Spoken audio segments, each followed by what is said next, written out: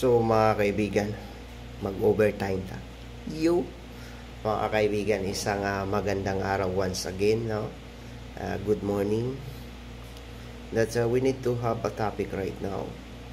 That it's all about life. It's all about living, mga kaibigan. That it's all about money. Money is the most important of this society. Money is the most important in the living of the humanity. Money is the most important in the world because in every country without money, they could not be moved from one place to another place. So it is the base of our economy. So that's why there is a lot of people going out from here in the Philippines, moving forward to another country in order to earn money. It's all about money. It's all about money. So do you think, mga kaibigan, that we live for money? My answer, no.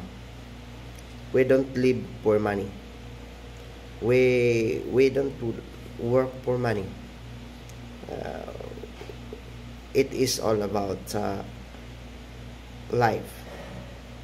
So when you have 300 pesos, 1 peso in your pocket, in your wallet, that is not your money. That's not our money. If you have millions of dollars, millions of pesos in the bank from the corruptions, it is not your money. It is not our money. Try to think about it. The money put it in that it is debt, meaning utang. Ang salaping ito ay babayarin ng Bangko Sentral ng Pilipinas. Do you think that is your money? Do you think you own your money? No. My answer is no. We don't have money. It's owned by the society. If you have a lot of money in the bank, if you have a lot of money in your pocket, in your vaults, in your house, that is the trust given by the society. If you have millions of dollars, millions of pesos in the bank right now in your life, that is the trust of the society.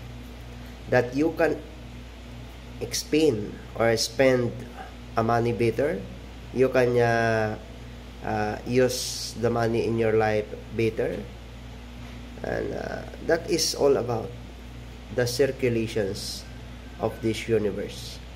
That we don't own money, mga kaibigan. That is the most very important thing that we need to understand. That we don't have money that is owned by the Bangko Sentral, which is the government, which is the people, which is the society. If you have a lot of money in the bank, if you have a lot of money in your house, in your vault, and anything and everything, that is the trust of the society given to you. It is not your money. It is not our money all about. It is the trust of the money entrusted to us individuals, especially for those millionaires, billionaires, trillionaires.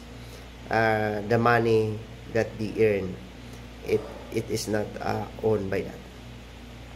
So if you have a lot of money, then you come up into a lot of problems.